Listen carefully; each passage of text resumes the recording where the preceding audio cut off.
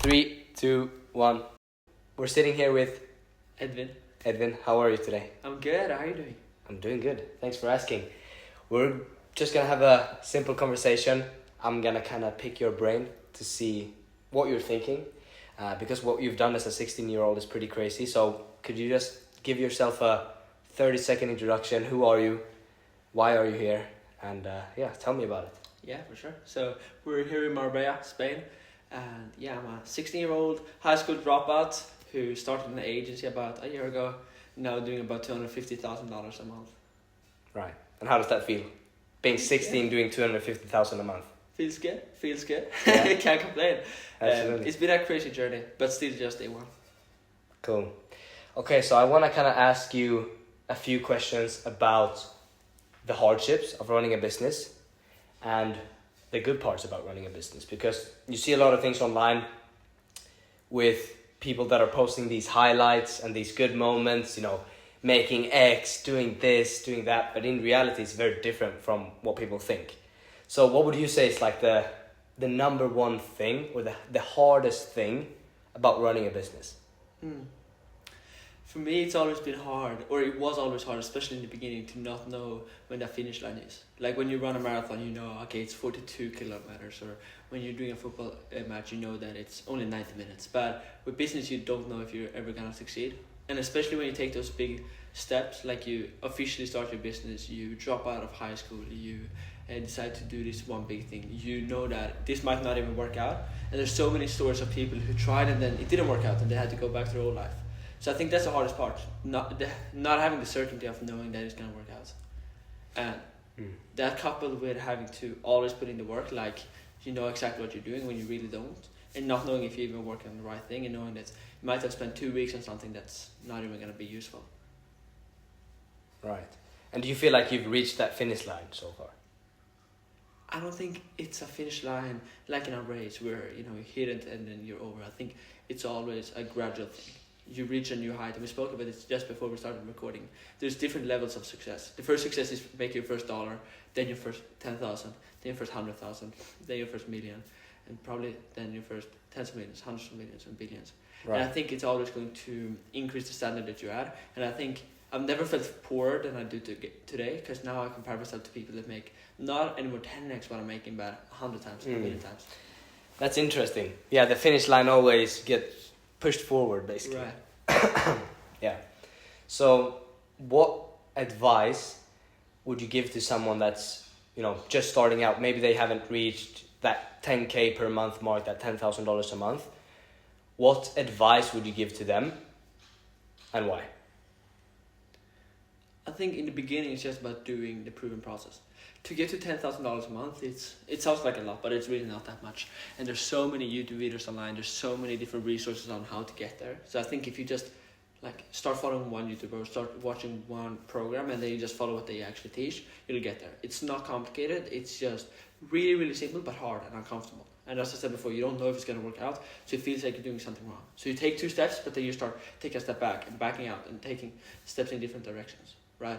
So I think if you just follow what people teach you to do, and you just put in the work and give yourself 6 months, 12 months. For me, it took 12 months for me to make my first dollar. And then from me making my first dollar, it took 3 months for me to hit my first 10K. And from me hitting my first 10K, it only took 6 months for me to be at 250. So I think if you just take that first few steps and let it take time and don't rush through it, and accept that I'll get rich or die trying, then I think it's impossible not to succeed. Cool. What do you think?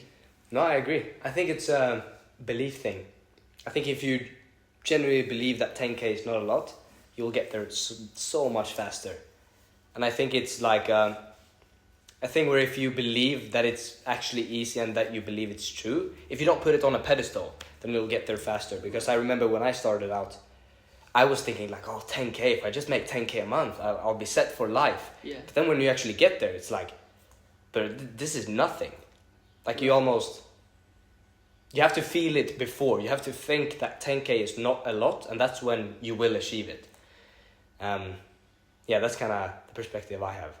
So, yeah, as of right now, you run a agency, and you do $250,000 a month. What would you say are the next step for you guys? Where do you want to go with your company, and what's the plan? Right, so me and a business partner of mine now and a friend from since a long time just recently merged. So that's when we went from, doing like 100,000 to 200,000, like overnight. And now we're looking to build a $1 billion company. So there's no single company that's a service-based business that's been able to reach $1 billion valuation in under 5 years. So that's what we're looking to do, looking to build a $1 billion company in 3 years. So right now, trying to establish the best team possible of 8 players and then get there. And I don't so much look at things that I'm going to have to do in between, but rather just that end picture. So for me, it would be nice to, reach 500,000, $1 million a month, 10 million a month and so on. But all I really look at is that $1 billion valuation within the next 3 years. And right now, it's just about growing 25% month over month, every single month. So that's the main agenda. So just finding the best possible team, attracting people that, would normally never work for you and putting them all together, not stopping them when they want to grow a big thing. And I want to have a vision so big so that everybody else's vision can fit inside of it. Right. Yeah, that's one thing I've noticed about you is when you meet new people or you just connect with someone, you always ask, what would it take for me to hire you? Right. And that's a good question. I've never really thought about it that way. Like, you can hire anyone. And if you get someone on your team that has a big vision, you got to make sure that your vision is bigger. Exactly.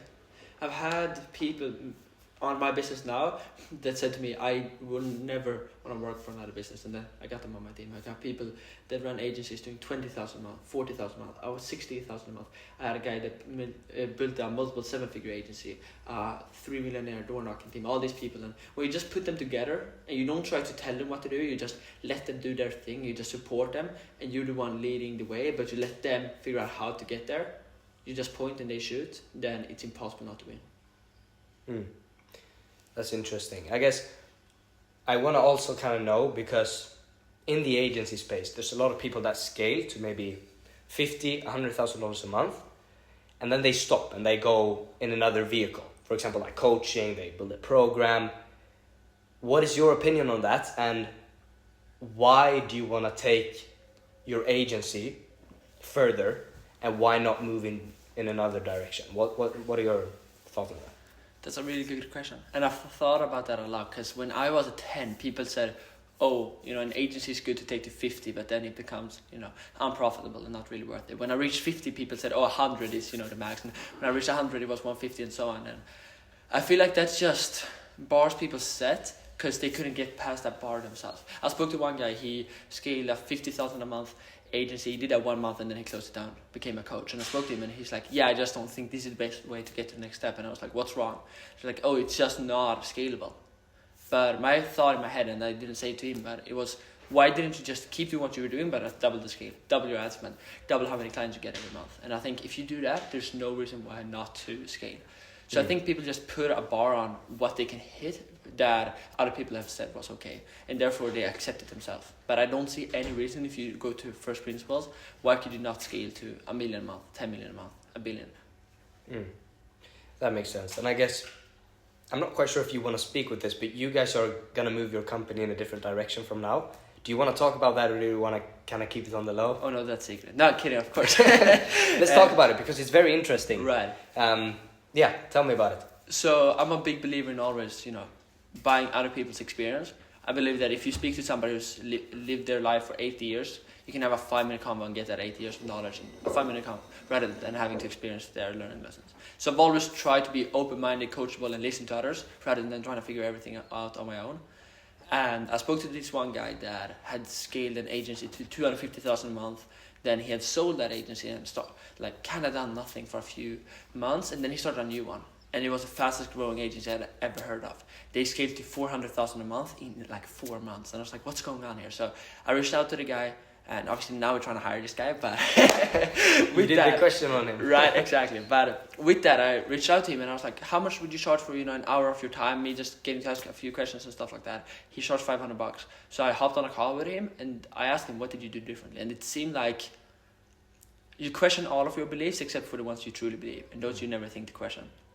And one of the beliefs he broke for me was that I could not really scale an agency to that point with my current system and my current model, because it just takes too much work per partner and it's just not repeatable enough. So what we're doing now with our agency is we're switching away from the normal like SMMA model and going into, put the simplest way possible, running the same ad for all partners under one brand, getting all those leads, calling them from one company, and then just booking the appointments in for our partners as another company rather than calling the leads from their company, which will make us way more scalable, way more profitable, have to hire way less people, and be able to have a way more repeatable process. And I think that's one of the keystones that will have to happen for us to get to that billion. Right.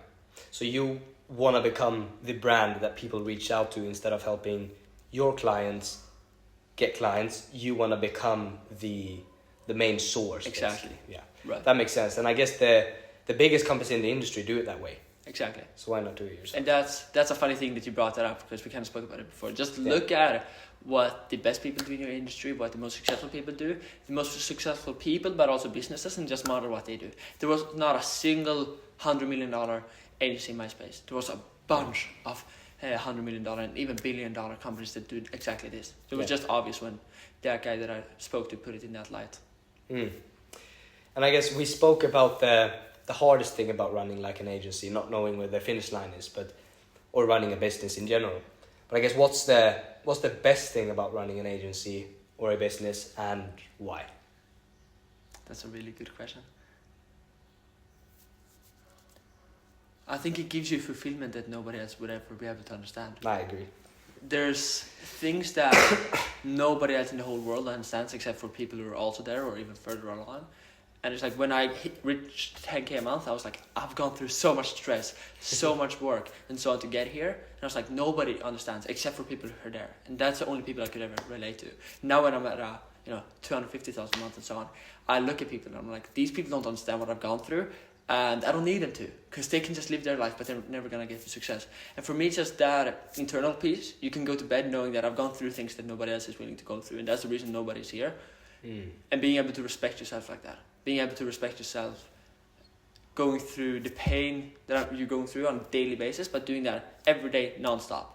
Like right now, we're having a bit of fun, here in Marbella and stuff like that. But every 15 minutes, you got to check the phone, respond to a message and so on. And it's things that I think most people wouldn't be able to do. And that gives me fulfillment, knowing that I'm willing to do what most people wouldn't be willing to do.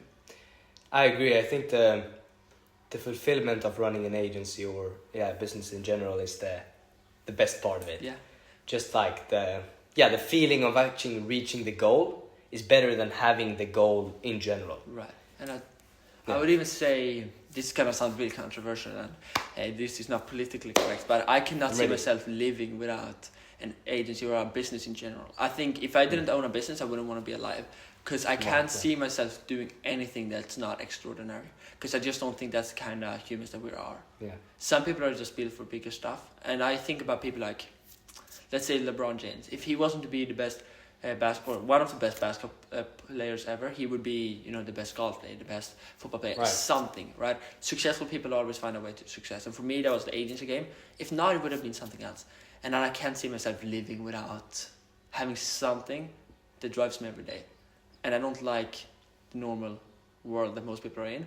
And people say that I work way too much, but I don't see any reason why not to work. That's a number one thing that gives me fulfillment in life. Yeah. I agree. I totally agree with you. I mean, some people just have that. They need something more. Right. But I guess you're 16 years old. Does that impact your businesses anyway? In your business in any way? Like, do you feel like your age has an impact? Or do? Tell me about that. Like, what do people think about your age, and how do you feel about it? Good question. I think people generally, when you ask that question, see it as a negative light. Oh, how much harder has it become and stuff like that.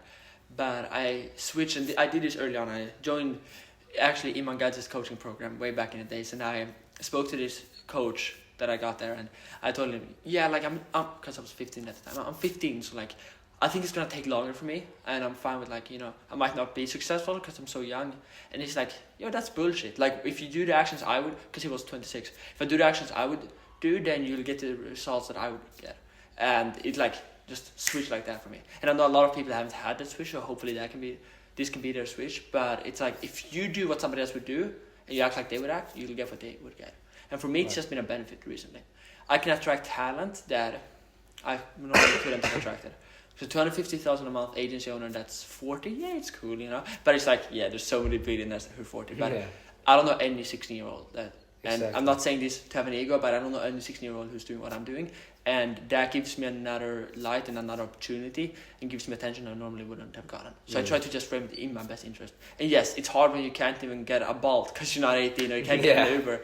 It's hard when you can't set up a LLC and stuff like that. But if you just find a way around it, because there's always a way, right? Everything in life is possible. Then you can just use it in your benefit. And I just decided to not let it impact me. So. That's interesting. Yeah, I feel like you definitely get advantages. You get pros and cons by being young. I mean, the hiring part becomes very, very interesting because people see you as like the next Elon Musk, which you probably will be. I mean, if you build a $1 billion company at what, like 20, 19, yeah, that would be probably the youngest billionaire ever. If it's not brought in by the family then. But yeah, it's interesting. So I guess we talked about how to get from 0 to 10K, like what you kind of need. Could you give some tactical stuff, some strategies for someone that is maybe at like 10K a month? How should someone go from 10K and scale that up to 100? What are like the tactical stuff that they need in order for them to scale that? I'm so glad you asked. This makes me passionate. I think it's very simple. If at least 10 to 50 is very, very simple. And then 50 to 100 you oftentimes just figure out yourself because it's not hard. That's just, go through pain. But 10 to 50 is very simple. If you manage to get to 10, you did something right. And then just look at what that was and keep doing that. Like if you did cold calls to get there, hire a cold calling team. If you did paid ads to get there, then, 10x your ad spend and so on.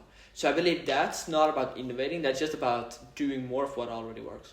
To get past 7 figures or 100,000 a month, I think you need to innovate. You need to be different in some way. But to get there, just do more. First take more appointments, do more cold calls, spend more in ads, whatever. Then hire a team to do that. I see a lot of people nowadays hire a team too early, where they try to shortcut the way to success just through hiring people who... That's how I'm trying to do. Hire we too had many this people. conversation before this, right? Yeah. And I did this mistake too, but you can't short way your way to success. You gotta find that thing that works, and if it's unstable, just do more of it until it gets stable, and then hire a team to do it. Gotcha. And what are like the key things you're looking at in terms of like metrics? Let's say you would help someone from 10K get to 100. What are the first questions you want to ask that person to determine if they're moving in the right direction? So it's always what's your constraint, and people oftentimes don't know what their constraint is. But in my eyes, what a constraint is what's that one thing that stops you from being 10x the size. So let's say for easy math, like if you add 1,000 a month, why aren't you making 100,000 a month, 100,000? Oh, it's because of that one thing. The first thing that comes to mind, right, the first thing that's stopping you, that's in my eyes, the constraint. And then look at that and just solve for that one thing. If that's like, oh, I'm not closing enough. Why aren't you closing enough? Because I don't have enough appointments on my calendar. Why aren't you getting enough appointments? Because my cost per appointment is too high when I run ads, or because I'm not spending enough. Solve for that. Figure out a way to solve that. Speak to people that have already solved that problem. Then you'll find a new constraint. Right. It's like course correcting. Exactly. You figure out what's stopping you from growing. You focus on that one thing. And if you get off path, you course correct and you try to solve it again. And very few times, it's happened for me like twice, and I've had friends where it happens where everything just aligns and there is no constraint. And that's when you see businesses go from nothing to so much so fast. That's when you see businesses 10x overnight and absolutely just explode. That's when all the stars align and there is no constraint left. And that when you get that moment, you just got a 10x on it. If you're like, oh yeah, I get 3 clients a day on autopilot and I don't really do anything and so on, that's like when you need to 10x. But it's very hard to get there. And that just comes from finding the constraint, solving it, going to the next constraint, then solving it. That's all business really is. So how do you figure out what your constraint is? Good question. I think it kind of goes back to what we were saying before. What's the reason that you're not at 10 times the revenue that you had? Why aren't you at 10 times the profit you're at, and so on?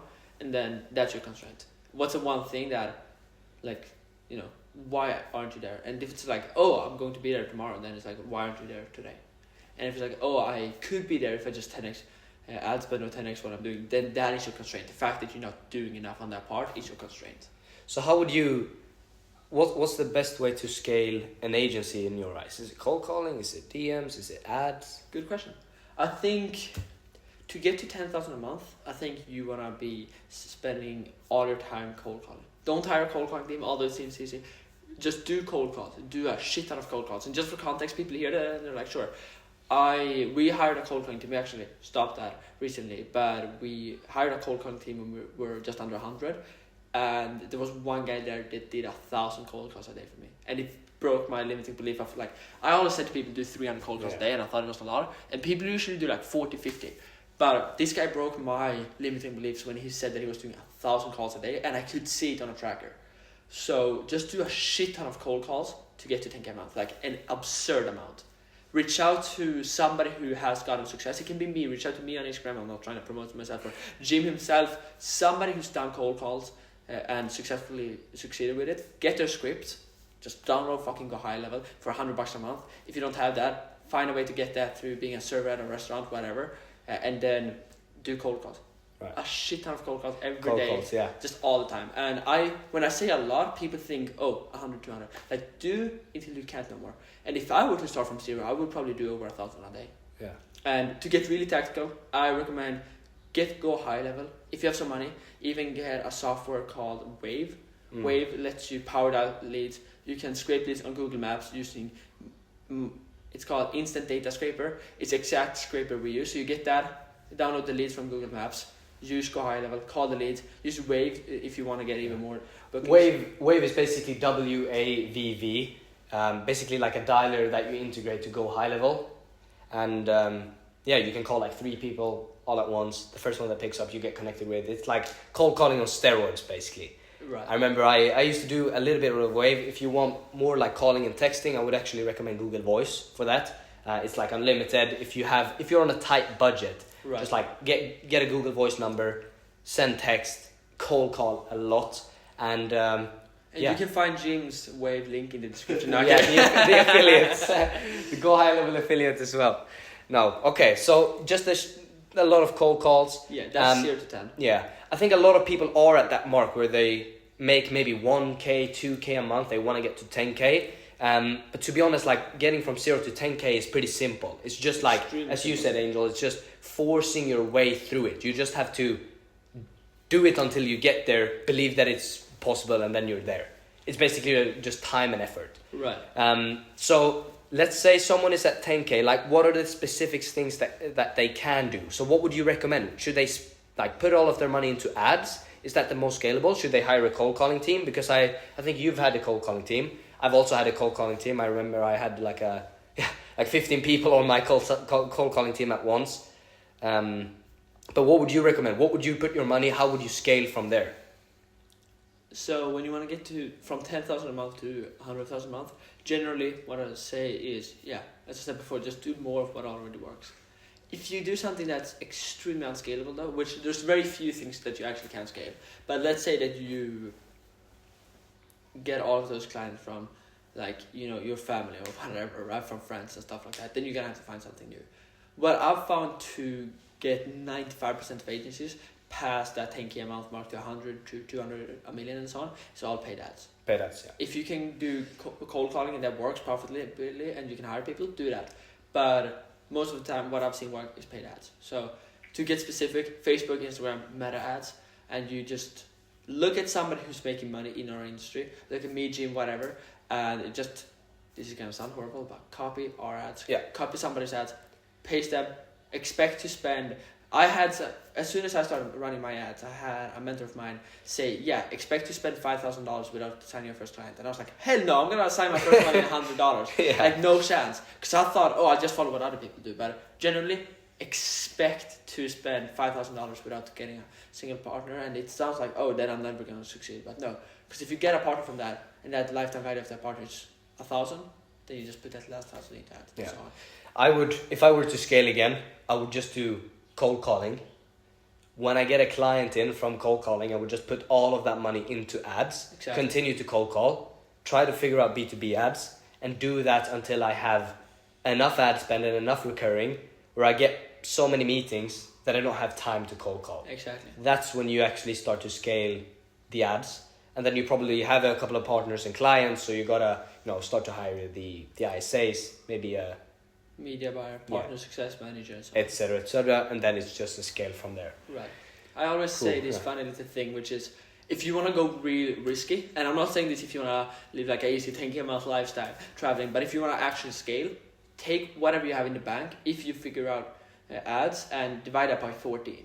And then let's say you have, for easy math, you have $10,000 in bank, divide that by 14. Now second math, but that's like, what's that? Say $700 a day. Yeah. Then you put $700 a day in ads. So if you have X, you put X divided by 14, put that in daily ad spend on Facebook, then you just spend that, you'll maybe lose all the money that you go back to cold calling or whatever you were doing, but most likely you'll be able to get a partner from that. Yeah. That partner's ad spend, you put that divided by 14, and that's how you can scale for infinity. Right. So you're basically good with ad spend for 14 days, and in that 14-day period, you should sign someone that you can get more money, put that money back into ad spend, and just scale. And of course, things are gonna break. When you sign too many partners, the system's gonna break, you're gonna have to pause the ads to hire, etc., etc. Right. But I think that's And one thing that I always tell people that are at that like 10 and want to hire back and stuff like that, and I even told you this once when we spoke earlier on, and it's easier to solve problems when you have money in the bank and you're really rich. So solve the money problem first. First, get too many partners that you can't handle, and then hire back-end. Don't try to hire back-end, because more back-end people, meaning ISAs, media buyers, partner success managers, automation experts, executive assistants, virtual assistant, all of this does not equal more money. But more partners does equal more money, mostly. So first get a bunch of partners, first get super busy so that you can't sell anymore, then you hire back-end, because it's easier to solve problems when you got money. right. Yeah. I totally agree. And what would you say is like the first hire someone should make in their, if we're talking specifically for like SMMA's agencies, what is the first hire someone should make? I believe it depends on what your constraint is. So 2 things here. I think you should hire for the lowest leverage thing. So like if you can outsource a sales rep for $10,000 a month, or you can outsource like onboarding partners for $500 a month. Obviously outsource the partner creation, because that's cheaper, right? Or partner onboarding, sorry. But with that, when you've done that, keep outsourcing whatever's lowest leverage, but then also where does most of your time go? If you're spending 8 hours a day talking to partners, hire a partner success manager, or CSM as some would call it. So whatever is lowest leverage and whatever takes most of your time. Normally, what I've seen from all the agencies I've worked with is, if they want to scale heavy, start off by hiring a B2B setter. I say partner success manager, media buyer, and then a closer. You just keep hiring those.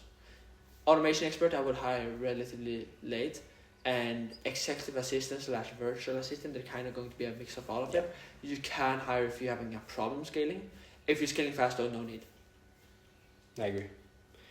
Cool. Yeah, well, I think we pretty much covered a lot of different stuff. Awesome. Do you have anything else you want to add on to this? Do you have any message you want to leave? Anything you wanna set a goal that you publicly want to post, or? I have a question for you. Yeah. Before we wrap up. Let's do it. So when we're recording this, you're 18, right? Yeah. What's one piece of advice you'd give to the Jim when he first started his agency? What would you tell him? I think enjoy the process, because it took me a while to actually get started, like properly. I was doing cold calls every single day. I was manually scraping leads, going on Google Maps, manually putting in the number. And I think enjoy the process and don't focus on the goal, focus on the work. Is it Alex Hormozi that says this? The work is the goal. The work is the goal. The work is the goal. That's such a good quote, because if I could give myself some advice or tell myself something, I think it would be focus on the work and not the outcome, because I was really focused on just, I want to make this amount of money to prove to people that I can be successful, etc., etc. But then when you actually get there, you're like, it doesn't feel right. So I think if I were to went back, I would say focus on the work and enjoy the work. So if I'm doing like 300 to 400 cold calls a day, I would see that as success, and the success wouldn't be the maybe like the 4K or the 5K I was making, or like 3K or whatever it was. So yeah, that's a good question, but yeah, that's the one thing I would tell myself, is just focus on the work. Really, really good. Yeah. I was going to say something similar to the answer to that question. So actually, that might sound like wishy-washy, and I know people will listen to that and they're gonna be like, "Oh, it's easy for you to say, you know, Yeah, when you make money, it's easy to say." But I can say from my own experience, I agree.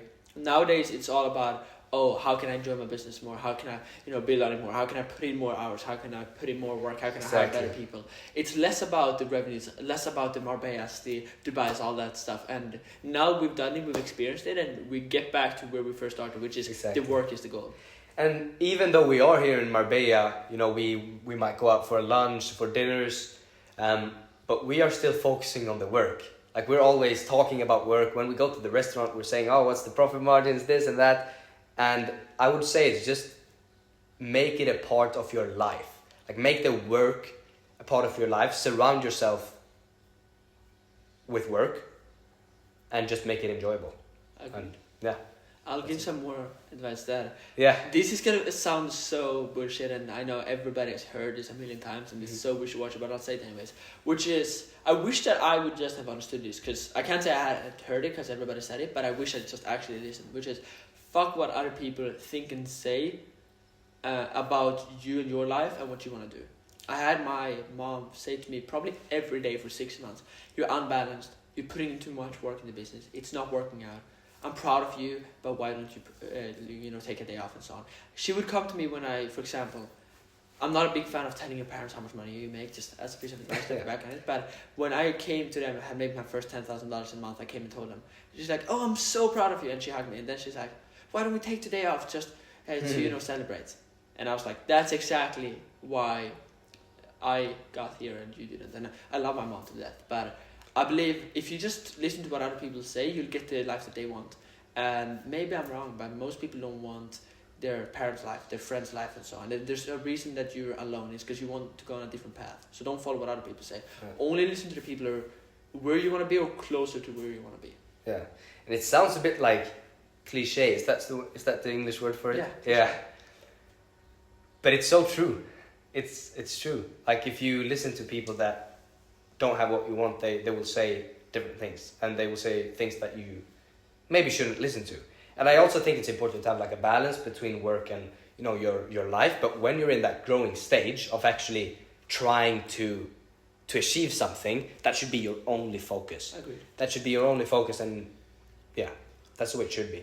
And just for some maybe encouragement for other people who are listening to this, I was in a very, very lonely period of my life for quite a while. Yeah. And people like you helped me out a lot where, we could build relationships, talk and stuff like that. But it's this lonely period, and Alex Moss and other people talking about it, where I went from being like popular, although we were very young at the time, like I was 14 at this time, but I was like very popular. I was like meeting a bunch of girls, trying to live that lifestyle, buying waves, like trying to be cool, in school cafeteria, stuff like that. I went from that being super, bad boy gangster, to I understand what you mean. To being the guy, the furthest back in the classroom, sitting, because this was before I hopped off. This was when I was in middle school.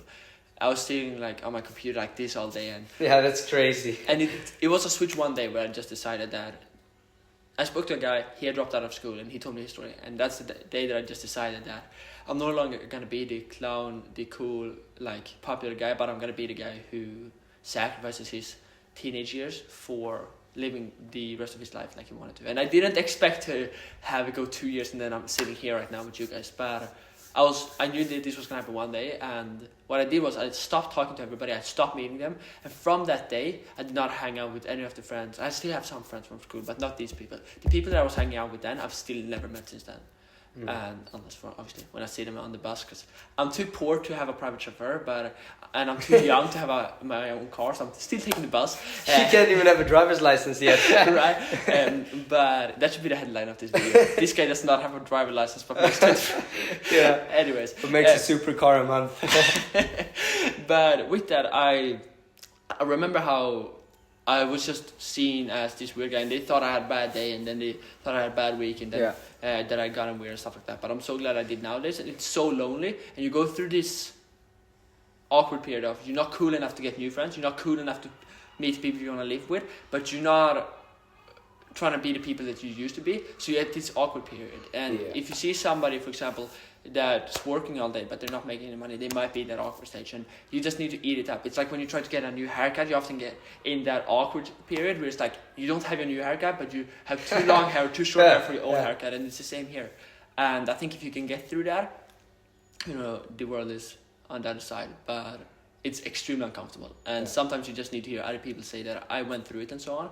Because for me, it was almost a year before I met you. I met a few other people that I could connect with, and it becomes so much less lonely when you can find somebody. And that's why I'm such a big fan of communities and groups and stuff like that. But until then, you just gotta eat it up, you know, eat shit. There's this one Elon Musk quote that I love, which is so brutal, but I think it's true, which is entrepreneurship is just eating glass and eating glass for so long so that you kind of start enjoying the taste of your own blood. And it's so bad, but it's so true. It's the as a business owner, you just eat shit all day. That's what you do. That's like the more shit you can eat, the faster you grow. That's literally the way to grow. Right. But thank you for this conversation. It's been almost 40 minutes now. I have probably a meeting pretty soon, so we're gonna have to round off.